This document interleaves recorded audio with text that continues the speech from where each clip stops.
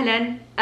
فبهذا الفيديو ابغى اقول لكم انا ايش بالعاده اسوي برمضان. راح اركز على الجانب الصحي والاكل والرياضه والواحد انه يحرك جسمه، هذه الاشياء اكثر من اي شيء ثاني.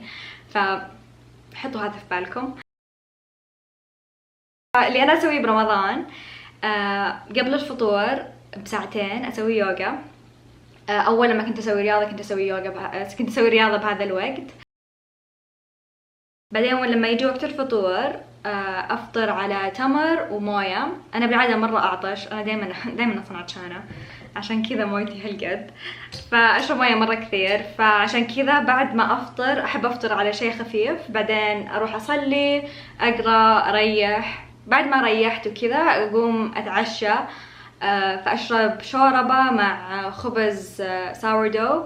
خبز ساوردو مره كويس للهضم لانه مصنوع بخميرة طبيعية، فزي ما تقولون يغذي البكتيريا اللي بالبطن ويخلي الهضم يعني يساعد على الهضم. الفطور من الاشياء المهمة ان الواحد ياكل بشويش، لان ما اعرف بس انا عن نفسي اذا اكلت بسرعة الهضم عندي يكون مرة سيء، وادري انه صعب ان الواحد ياكل بشويش لما يكون صايم فترة طويلة. فمن الاشياء اللي انا اسويها انه بس كذا اذكر نفسي انه ترى الاكل ما راح يطير.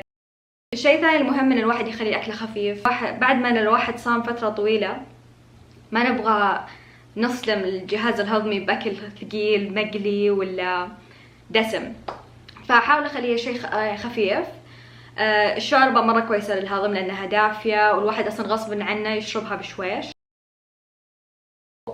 وأحاول أركز على الشعور، يعني أبغى لما أخلص أكل أبغى أحس، يعني أبغى شعوري أحس إني خفيفة، أحس إني نشيطة. ما أبغى بعد الفطور تجيني تخمة، ما أبغى أتحرك، ما أبغى أسوي شيء، وكل اللي أبغى أسويه إني أنام. خاصة إني بعد الفطور بالعادة أروح أدرس يوغا، فمرة مهم هذا الشيء. وهذا اللي أخليه يعني في بالي إنه أوكي أنا مرة أبغى أخذ لي مثلا ساندويتش ثانية أو whatever، بس أحطه في بالي إنه لا، إذا أكلت الساندويتش الثانية هذه تجيني تخمة وبعدين بصير مالي خلق أسوي شيء بحياتي. فإيه أوكي. فالنقطة الثانية اللي يعني ترتبط بهذه اللي هو انا عن نفسي ما اعاني من الاكل القمامي اللي هو جانك فود، فبس في كثير ناس مره يشتهون جانك فود، خاصه هم صايمين اللي يتشهوون. فاكبر نصيحه اللي لا تحطونه بالطاوله. يعني ليش لازم نحط جيمات وسمبوسه مقليه على الطاوله؟ فاذا تقدرين او تقدر لا يكون على الطاوله. إذا عندكم ناس بالعائلة يرفضون تماما إنه ما يكون في جيمات على الطاولة، ممكن تقللون الكمية. يعني بدل ما إحنا نكون عندنا صحن هالقد جيمات، يكون يعني بس صحن صغير. نفس الشيء السمبوسة، يعني إحنا السمبوسة بالعادة نسويها بالفرن، بس حتى يعني بس تكون 6-7 حبات وإحنا 6 أشخاص، فكذا اصلا ما يبقى لك انت شيء. واحس ان شهر رمضان يعني وقت مره كويس ان الواحد يبدا يعود نفسه ويغير حاسه التذوق عنده، لأن الموضوع ياخذ تقريبا 2-3 أسابيع ان الواحد يعود لسانه انه يصير ما يحب الاكل الدسم، ما يحب الشيء المالح بزياده او الحلو بزياده، حاسه التذوق تتعدل عندكم. بين الفطور وبين السحور بالعاده احاول اركز اني اشرب مويه مره كثير. بالعاده انا ما اجوع بهذا الوقت، بس اذا جعت اكل لي سناك خفيف، مكسرات وتمر ولا اي شيء زي كذا. بس بالعاده انا اصلا مره مشغوله بهذا الوقت. بعدين اذا رجعت البيت انام. اقوم قبل السحور ساعه ونص، واول ما اقوم اشرب مويه مره كثير، بعدين اقعد، بعدين اجهز سحوري. السحور بالعاده اركز انه يكون شيء في قيمه غذائيه عاليه مره، ويصير ياخذ وقت انه يتهضم. طيب ايش هذه الاكلات هذه؟ الحبوب كاملة زي البرغل، الرز البني، الشوفان الكامل. هذه الأشياء تحتاج وقت إنها تتهضم، وبنفس الوقت تعطي الواحد طاقة على وقت طويل. شيء ثاني ومرة مهم، بقوليات مرة تشبع ومرة مليانة عناصر غذائية، مرة مفيدة البقوليات. ما أعرف ليش الناس مو معطينها حقها. ومكسرات وبذور أو حبوب، مثلا لوز وبذور اليقطين، هذه تشوفونها بكل فيديوهاتي، مرة أحبها، مرة رخيصة إذا روح تشراها بالجملة من الديرة. بذر كتان مطحون، أشياء زي كذا. أنا أحب خاصة إذا كان سحوري شيء مالح، أحب أحلي بالأخير على تمر وانا لاحظت ان التمر مره يشبعني وفتره طويله ويعطيني طاقه مو طبيعيه. وكمان خضار يا ني او مطبوخ او مع بعض او اللي هو يعني مثلا مرات تسوي لي سلطه او يكون خضار مطبوخ.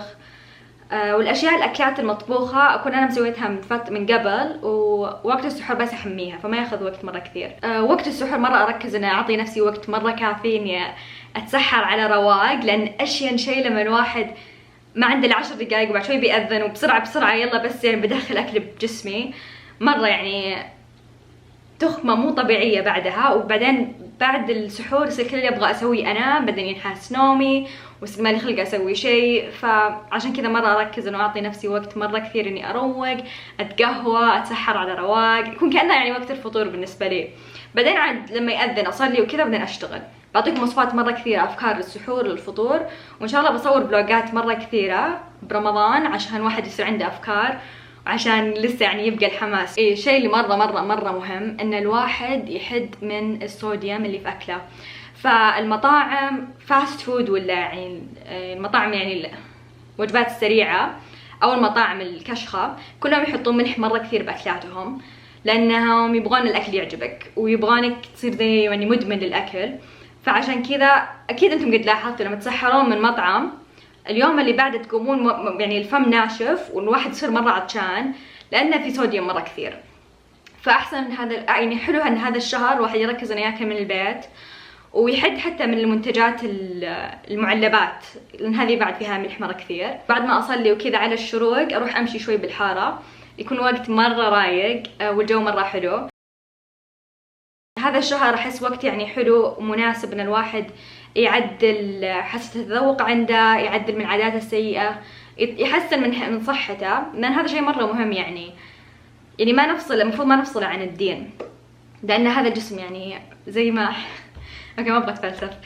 المهم مره مهم بعد ان الواحد يحرك جسمه، يعني لان الواحد اصلا يحرك جسمه على طول كذا يجي شعور كيف اقول ما ادري، يعني اذا كان مالك خلق وكذا الواحد يحس انه مكسل، بس يحرك جسمه على طول ينشط والمزاج يتعدل. فعشان كذا مره مهم، حتى لو الواحد بس يروح يمشي يسوي تمارين استطاله، اي شيء خفيف احسن من ولا شيء. وبس يعني صراحه رمضان مو عذر ان الواحد يصير يسهر طول اليوم ويخربط بالاكل ويكون كله، حتى لو رحنا عزايم، يعني اذا رحت عزايم انا اجيب اكلي معاي.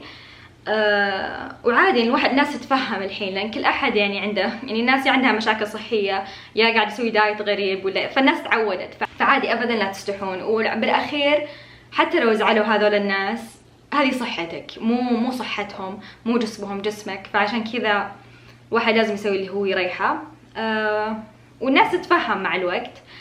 وبس والله مره شكرا. قولوا لي انتم ايش، قولوا لي انتم كيف روتينكم برمضان،